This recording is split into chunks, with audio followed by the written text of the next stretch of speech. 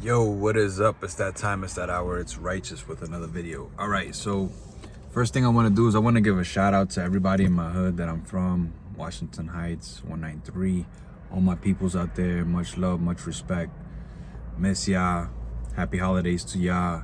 Happy holidays to all the viewers, to everybody that watches. Thank you for subscribing, for liking, for always sharing and commenting.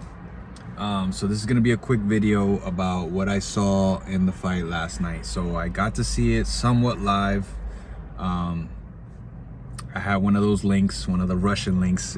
If you know, you know. But yeah, I got to see the fight and I was entertained. I liked it. My mind kept saying Haney, but my heart kept saying I feel for Regis, because I was watching all the all accesses and stuff. They had their own YouTube, so they were putting out their own footages and stuff like that, and I was actually rooting for both. But I have more history of watching Devin Haney, and then number two, I've been around Devin Haney a few times, and I root for him. You know, I know who taught him, and I cared about all those guys. You know, he came from the Mayweather gym, and he's a gym rat. He's a gym rat, and you can tell, man. Like, you can really tell. And he tries to emulate a lot of stuff that Floyd does, which is commendable. But the whole thing that he's figured out the most is the timing. So we have a couple guys that are trying to be like Floyd, and you could tell Gervonta's figured out some of his timing and stuff like that. But for the most part, he had Regis not knowing what to do. Now, if you ask me, when it comes to the fight, I feel like Regis had some success early on, and he tried to go to the body and he abandoned it. And once he abandoned it, he was kind of like lost. He didn't know what to do. He didn't know how to create combinations. He was like very limited. And Devin just kept popping him with the jab, and that right hand was just too good. Too good. And Devin didn't look like he was tired of using it. He was like constantly throwing it out there, constantly.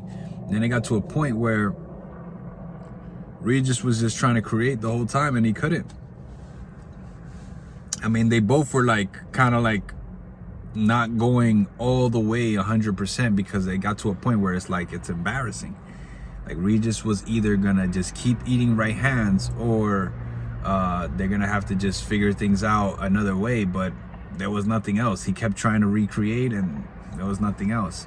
So I want to move on to what everybody else is thinking about, whether it comes down to Ryan Garcia or Matias. There's another guy that has the WBO. I'm forgetting his name. He won last night. He had the belt. He called him out. Josh Taylor also called out Devin Haney. People are talking about Tank. Then there's the Rolly thing. Now, see, I want to mention something, and I'm gonna try to say this as quick as possible.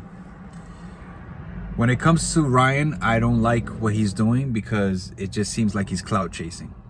I like Ryan. I think he is a phenomenal fighter. Obviously, he's way better athlete than I am. I'm just a journalist, right? But the point I'm trying to make is that him calling out Devin Haney and Regis, saying, I'll take the winner of that fight, all while last week or 2 weeks ago, you were saying you're going to fight Rolly. What are you after? You after the WBA or the WBO? Are you after the WBC? Are you after money? What are you after? You have to choose what lane, what thing you're gonna do, because come on, man, like, you're looking ridiculous. Like, just fight Rolly. Just fight Rolly and stop trying to get all the energy and all the thing from Haney. Like, he basically tried to trump Haney's win by saying, I'll fight him. It's like, bro, you said Rolly last week. Stop, bro. So, like, I don't know what's gonna happen with that, but I would assume that it'd be best that Ryan just go fight Rolly. Now, when it comes to Haney, he has a lot of choices, and this is what happens when you go after the belts. Now, I'm not gonna say that Haney doesn't like the money, because he does go after the money, but he's gone the money route. Now, this is where I would criticize him. I criticized Haney around the time of him on paper beating Lomachenko. Now, for me, I had that fight as a draw. Some people thought I was crazy. Some people thought that Haney won decisively, and then some people thought that Lomachenko won decisively. I had it a draw, so I was criticizing him off of that. Just that, though. I don't care about his character. He is who he is. I actually think he has like kind of a boring personality in a sense, and he uses the money as like a prop, and all the gold teeth and all this shit is just a prop to me. But aside from that, after that, he's done really well. He's done really well for himself, going after the titles, going to Australia, challenging himself. In my opinion, I think he's surpassed Tank already, because Tank is still on 135. He never fought Lomachenko. I mean, we could say what we want about whatever happened with Devin Haney versus Lomachenko, but he got in the ring with him. He didn't care. Yeah, he waited a little bit, but he didn't care. Tank took too long. And look, Devin Haney's 25. How much longer are we supposed to wait for him to fight Lomachenko? You see what I'm saying? So he fought him, and now he got the 140 title at, you know, the WBC at 140 and stuff like that. He surpassed him.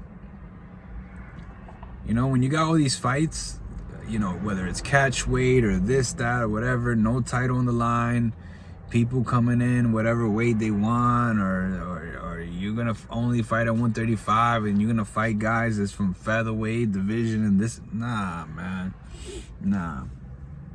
I mean, look, Tank could fight a fucking, he could fight whatever, like a broomstick, and you know, crowds will show up, but it's not the same for Devin Haney. So I prefer watching Devin Haney versus whoever wins from Tio versus Matheus, because I think that's what's going around right now, that Tio is about to fight Matheus.